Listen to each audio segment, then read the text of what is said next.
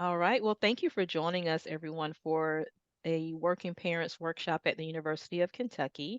We offer these monthly workshops to our working parents as an opportunity to share information about parenting and childcare related areas and concerns, and just give an opportunity to network with other parents. And so, this presentation today is talking about navigating smoking and vaping exposure in youth. And we have two wonderful speakers with us today. And I hope you guys find this extremely educational, not only for you, but to also be able to share information with your children after this session today. Thank you for joining us. Okay, I'm Audrey Darville, and I'm on the faculty at the College of Nursing. I'm a tobacco treatment specialist, and I'm fully immersed in this work on a national and sort of international level. I do training for tobacco treatment specialists, and I'm joined today by my esteemed colleague here at UK that I've worked with for years, just love, Jackie Carroll, who works with health and wellness, is an amazing resource to people here at UK who are interested in just lifestyle improvement, as well as she is a tobacco treatment specialist and specializes in treating tobacco dependence for employees. So she'll talk a little bit about the treatment end and some of her personal experience with this. I'm going to give a little bit of background just to get us all on the same page before we start. This is a really confusing area, and I'll explain why some of that is, as we were talking earlier. I think a lot of it is by design to keep the pending regulation by the FDA of these products sort of in the muck and the mire and slow things down so that these products can continue to be marketed in a financially favorable environment for the tobacco companies. So more on that as we go along. So I'm going to start with this first slide. And what this represents is we started here up in the top left-hand corner with these cigalikes, we call them now. And those were the electronic cigarettes. They entered into the market as we know it now around 2005. However, what most people don't know is the tobacco industry actually has been working on this since the late 70s and the early 80s, and actually released a product years ago that was electronic, and there was no interest. So they pulled it. And it resurged after a gentleman in China developed this cigarette-looking electronic product that he was going to use to help him quit smoking. So it sort of had this little sort of organic roots to this product, which I don't think anyone at that time really envisioned how explosive this market would become. So the FDA back in 2009 got wind of this product being sold in the US, and primarily sales were online at that time, and then started being manufactured in different areas. For the electronic liquids, they were manufactured in Wisconsin, fairly early on. So the FDA stepped in at that point, and they actually forbid the companies from selling these as a tobacco cessation product because there was no evidence, and still is very scant evidence, that they really work to help people quit smoking. The problem is that the products started evolving internationally, and the juice, the solution inside the electronic devices was manufactured in a variety of different places and had really, with no regulation, very little common components, except a few that were essential to developing a vehicle by which nicotine could be delivered. And at the time, that was propylene glycol, which I don't know if people remember, but when they first started releasing these, there was some fear of people having severe health effects from these, because there was a company manufacturing the e-juice that used ethylene glycol, which is actually antifreeze in place of the propylene glycol. So there have been issues from the beginning. I guess I'll just leave it at that. So we moved and transitioned fairly quickly from these first generation products because the problem was that they just didn't deliver nicotine very efficiently. So they were set up to be a nicotine delivery, but most people thought it was just the motion, that it looked like a cigarette, and that's what helped people quit. But when they found out that they really weren't getting as much nicotine, it really wasn't as helpful as the developers had anticipated.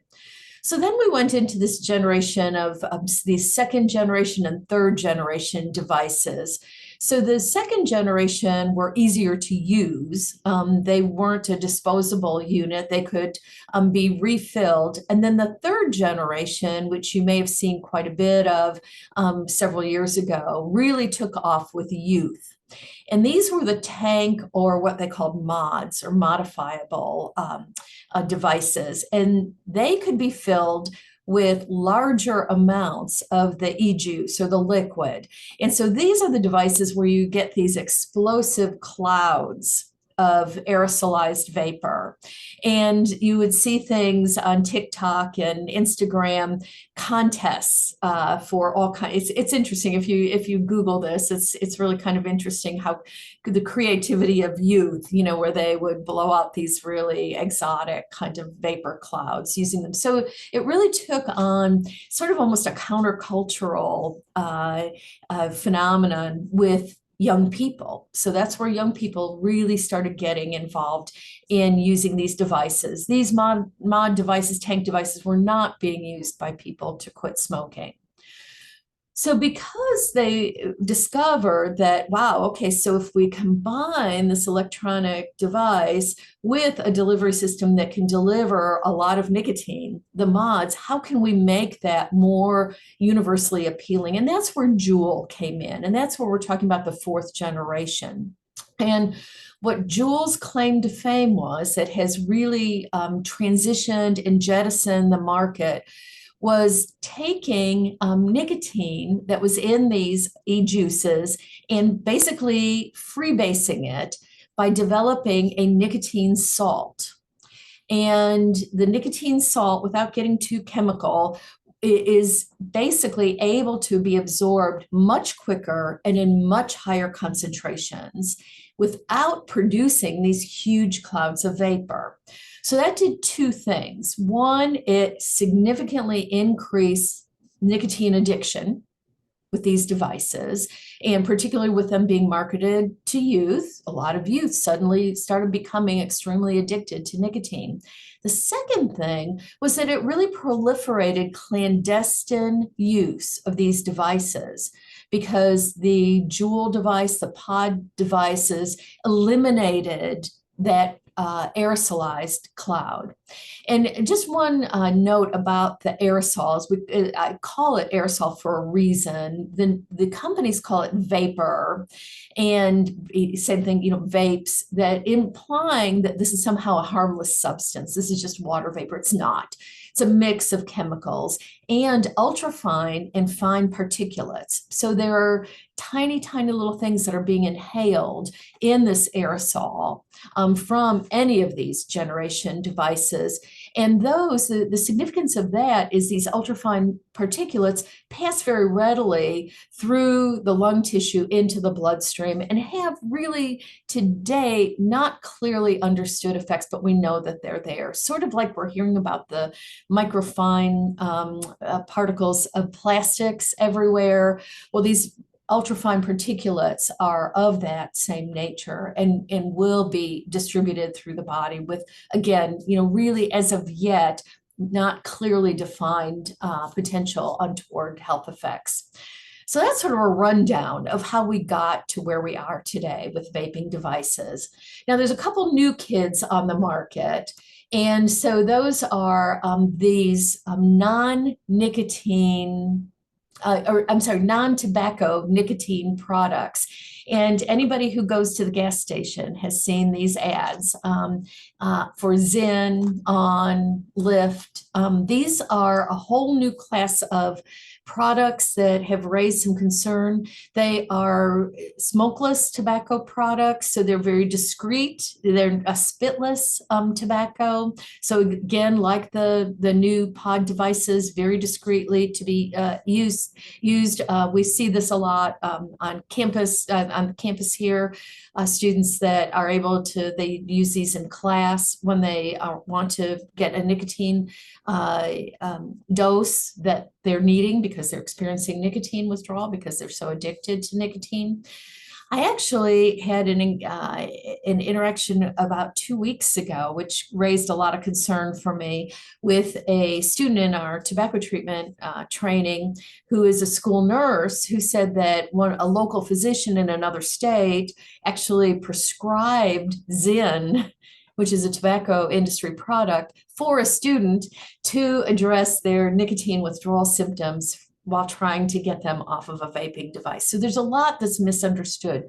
New kids on the block, there is regulation. What's happening with the FDA with regulation, just a real quick note on that, is that the FDA, the tobacco industry, has flooded the FDA with over 1 million applications for the regulation process for these products. And so the FDA is very slow, understandably, in trying to roll this out. And this, again, was by design by the tobacco industry. So you're going to see these are tobacco products. They are advertised as non-tobacco, but they are considered and regulated as tobacco products, but they are defined as non-tobacco nicotine products, NTNP or something like that, alphabet soup. The other new kid on the block is IQOS, or they're electronic devices that actually, this is by Marlboro, you'll see this with Marlboro as well, that now have replaced the juice, the liquid form of nicotine, with tobacco leaf. So basically, instead of combusting or lighting a cigarette, you can inhale and still have the leaf tobacco experience with these products. These have been just rampant. The use is rampant in Asia and coming into use here in the US, but they're pretty expensive. So youth haven't migrated to these as much as they have to the pod devices, which are readily available, and now to these non-tobacco nicotine products. So just something to keep in mind.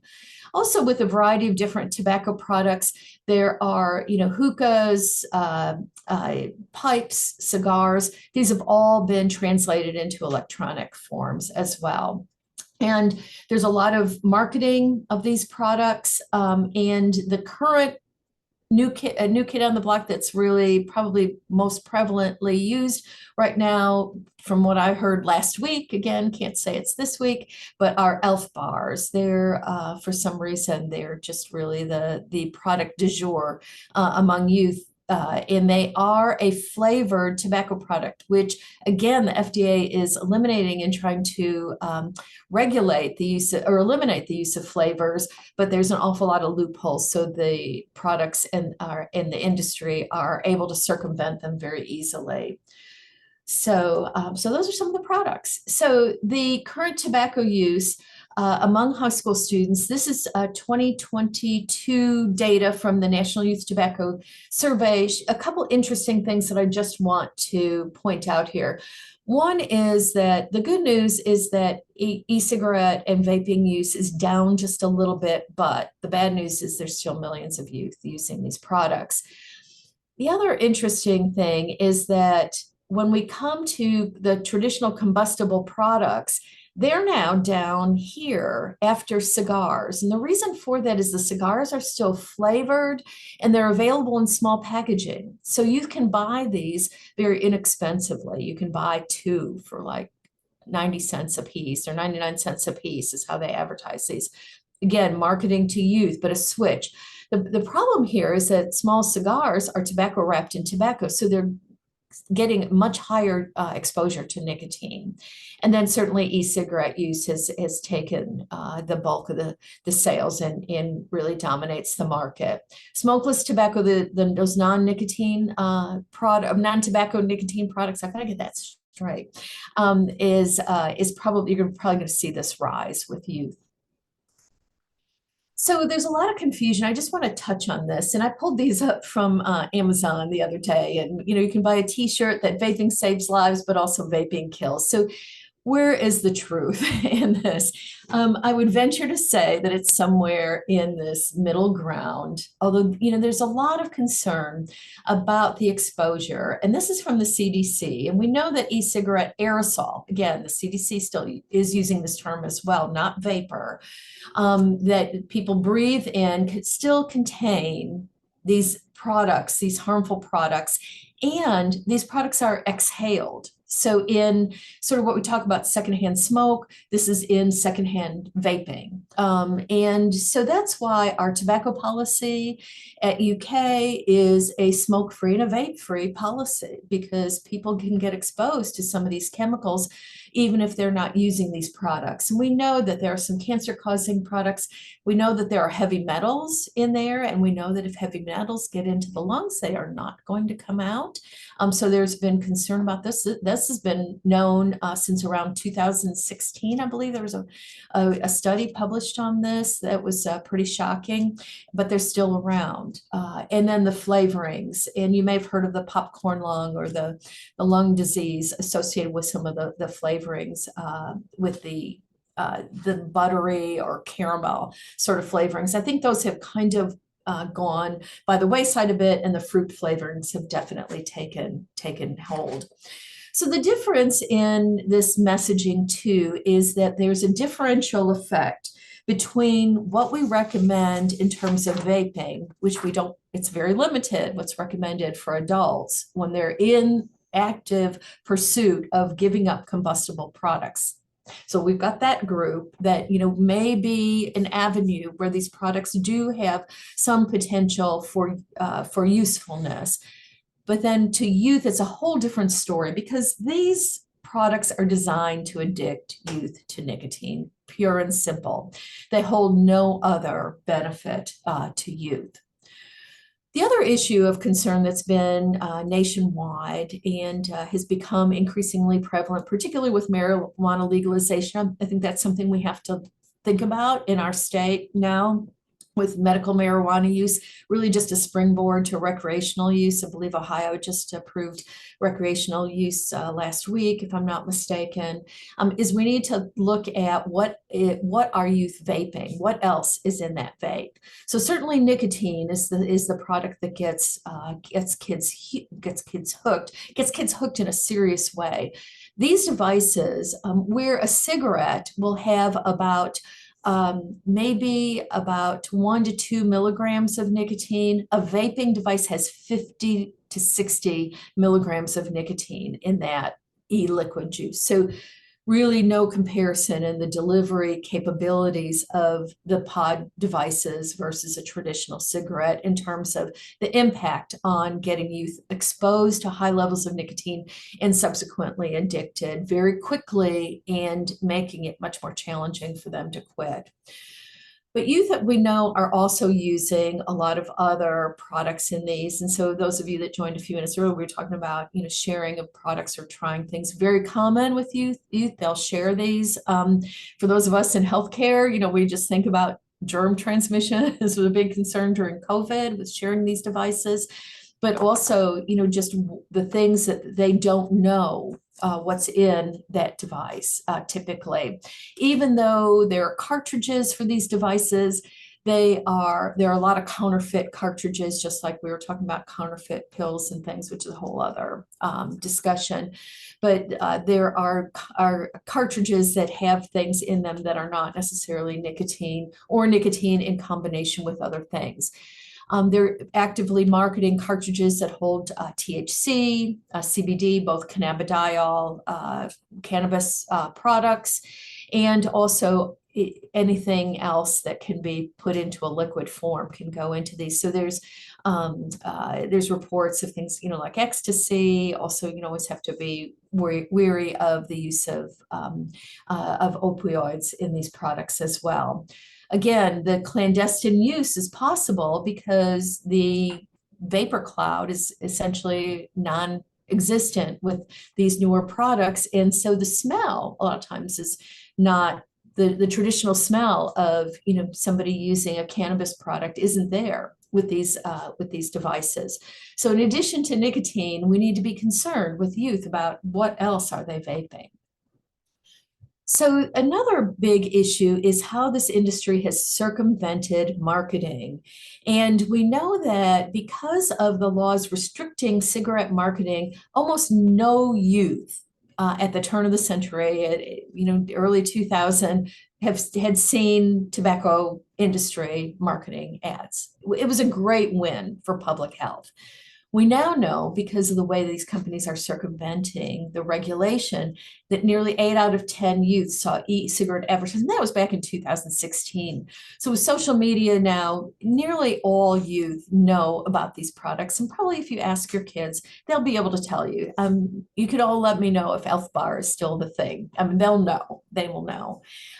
So the tobacco industry in these marketing strategies have a lot of different formats that they present these in. And I found this one, which I thought was really interesting because it plays psychologically on, youth's interest in having a healthy planet. And so, why, smoke cigarettes when you can vape and recycle them responsibly? I mean, they know exactly how to hit youth with messaging that's going to resonate with them. So these are some of the ads that have been around. They target LGBTQ. They target youth that are used to using some of these other products. Again, just really crazy marketing strategies to be on the lookout for. So again, the bottom line is that it's all about nicotine addiction. And so as these devices became more efficient at delivering nicotine, they were able to get to the brain faster and in higher quantities. This was from an interesting study that talked about, because some people wonder, well, why do some kids get so hooked and some kids, really can kind of take it or leave it. And some of us may have had those experiences when we were young, if we tried cigarettes. Some of us, just socially smoked. Some, really have become lifelong smokers challenged with trying to quit. So nicotine can affect people probably genetically differently to create either reward or aversion. And so for those youth who are rewarded by exposure to nicotine, these high doses of nicotine produce great rewards in the brain that defy logic. So youth will continue to use these products even though they don't want to a lot of times. And you see the same thing with adults. People, Jackie and I will talk to people who have been diagnosed with a serious illness and they know that they should quit. It's not logical to keep smoking, but they still want to smoke. They like it. And that's explained by the way that nicotine acts on the reward center of the brain. So I'm not going to get real technical on this, but I do get that question about, I can just try this. Well, we don't know, before you try it, if you're one of these people that is on the reward pathway and are going to get hooked really quickly, or if you're on the aversion pathway. And a terrible way to find out is to try it and find out that it's going to be really, really challenging for you to quit. And then I put just another ad up here. This is from the Campaign for Tobacco-Free Kids, an organization that's working very hard in this space of prevention, and just giving a shout out about why the tobacco industry is doing this. So as I mentioned, the nicotine salts, all these devices contain nicotine salts, speed up and increase nicotine absorption. So then what you create is what we call the withdrawal cycle. So person uses the product, the nicotine is absorbed very quickly, a cigarette, 10 seconds, 7 to 10 seconds to the brain. A lot of these products within seconds, there's a lot of variability. Again, some of the earlier generation maybe took 5-10 minutes. Nicotine replacement, which is why people feel like it doesn't work as well. Nicotine gum, nicotine lozenges take about 5 to 10 minutes, really to build up in the system. But the nicotine that's absorbed then gives off these pleasurable effects. Dopamine is released, other neurotransmitters in the brain that have a very central sort of primal pleasure effect on the brain. The problem is that when that effect wears off, you have very distressing withdrawal symptoms. People can't concentrate, they feel irritable, they feel like they're having brain fog. So what do? They start craving. and then the craving leads to tobacco use again. So that's the cycle that you'll see. The cycle, interestingly, with the cigarette is very predictable, which is why the 20 cigarettes are in a pack, because the cycle with a cigarette is about 30 to 45 minutes for the withdrawal to take effect, which is why most people smoke a pack a day to satisfy that withdrawal. The problem with the vaping devices is that it's so irregular. And so what you'll see is, just because of the accessibility, you'll see youth using these during, a time like a free time or bathroom time at school, or, whatever time that they have accessible, the device accessible. And then they'll use it pretty continuously, but then not use it for a period of time. The other thing that I've found with people, adults trying to use these devices to quit smoking, they'll tell me that, they found it so upsetting because they're getting up and all night they're puffing on these things. And they can do it because they don't have to light a cigarette. Again, it's really changed the landscape of this withdrawal, withdrawal and exposure cycle in youth, which has been a big part of the challenge, because it's the exposures differ so much from product to product, with trying to figure out the best strategies for helping people quit. So just keep that in mind. It's not that people aren't working on this, or that we don't care about this. We do. We care very deeply about it. We don't want kids to get as addicted as they are to these products. We want to help youth get off of these products. But as far as standards of treatment, it's been very difficult and very challenging to come to a place where we can effectively treat this. We've got some ideas. Jackie's going to talk about some things. We've got some resources for you if you are struggling with this with the youth. But I think, we need a caveat there about, we're not necessarily not trying to figure this out. We are actively trying to figure this out. It's just a challenging environment. So I just want to briefly touch on why we worry about nicotine and youth. And it's very clearly because of the effects on the developing brain. Unfortunately, for those of us that are older than 25 or 26, we have to come to the realization that our brains really don't develop as rapidly after that age, but they do develop very rapidly between birth and the age of 25 to 26. And what that means is that if we interject a chemical like nicotine, that's going to have an effect on the central areas of the brain and on the release of neurotransmitters that are very important to our daily sleep arousal cycle, to our concentration abilities, that we're going to have a significant impact during those rapid periods of development that isn't going to be as much of an impact maybe potentially later in life. So again, another big difference between youth exposure to nicotine in these products and adult exposure to nicotine. So we do know very clearly, the evidence is very clear on this, that nicotine impairs attention, learning, in the ability to make these connections with the neurotransmitters, to have sustained learning. If we couple that with some of the worrisome research coming out about attention span with social media use, if we put those things together, youth are going to have increasing challenges with memory retention and learning. Impulse control is impacted by these. Very interestingly, some of the new data coming out because of high exposure to some of the cannabis products, derivatives that youth are using in vaping devices, they're finding that psychotic thinking is being evidenced in youth who are using these products. Very worrisome in terms of impulse control as well. Again, changes in the formation of the synapses and connections for memory and other really untold long-term effects. It took us years to make the connection between tobacco and lung cancer. We're not very far into this. And again, like I said, the exposures are changing. So very important to think about that. We just don't know a lot of these long-term effects, but this is the stuff we absolutely know at this point in time. We do know that these increase the risk for future substance use and addiction.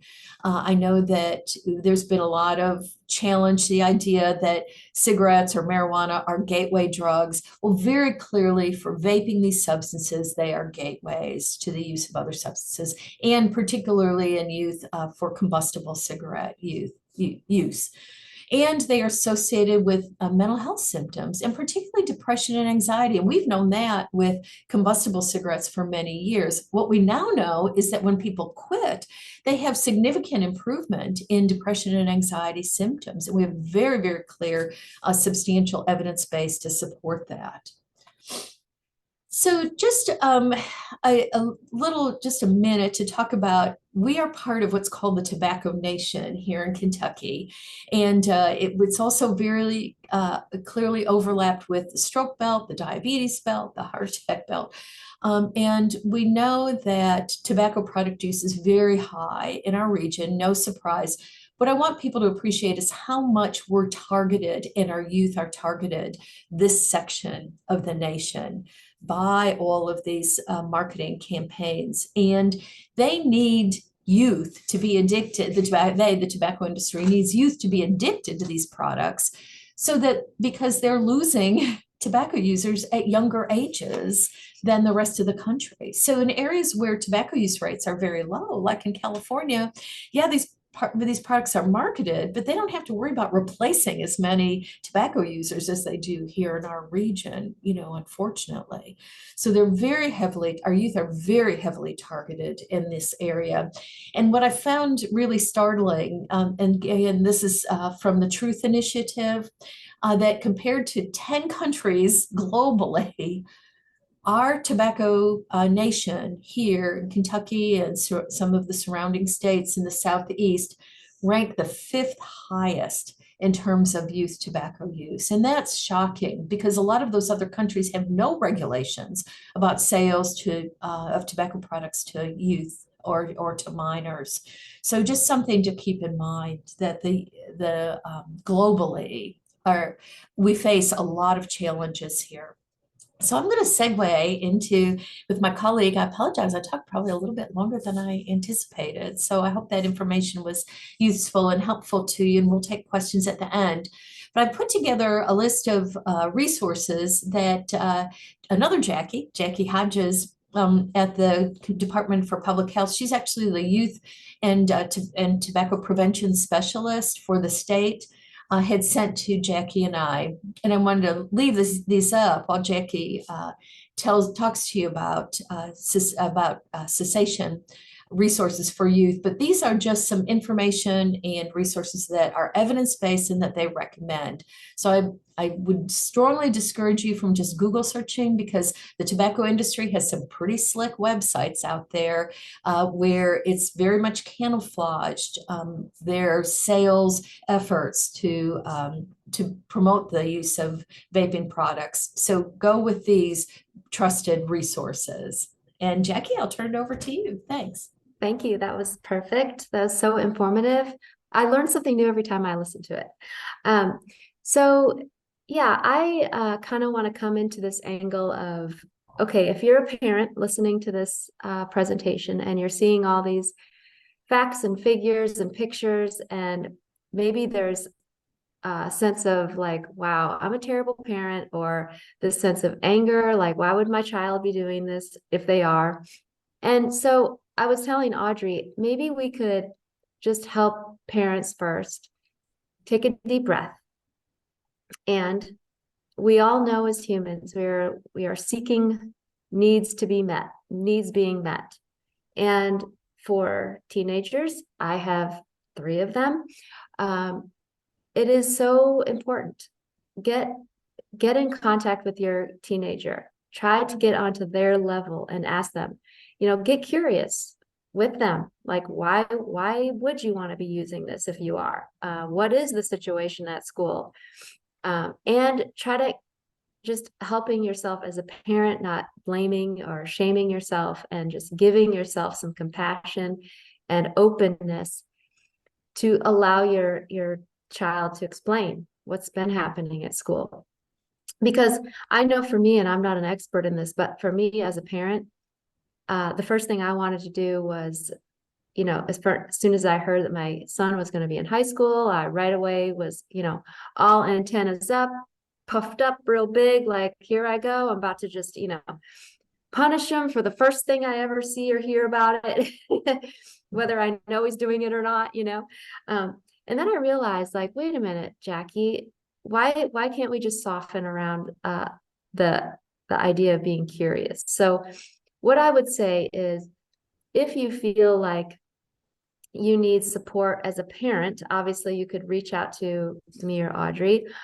If you feel like you want to approach your child, get the information first, like congratulate yourself for being in the session, check out these websites, and let like maybe that frustration or anger or you know, confusion about what could be happening with your child, let it kind of dissipate, you know, take a few breaths, and then stay open and supportive of your child. I know it seems like, well, I'm not going to support my child in this. Well, that's not what we're saying. What we're saying is we want your child to feel safe.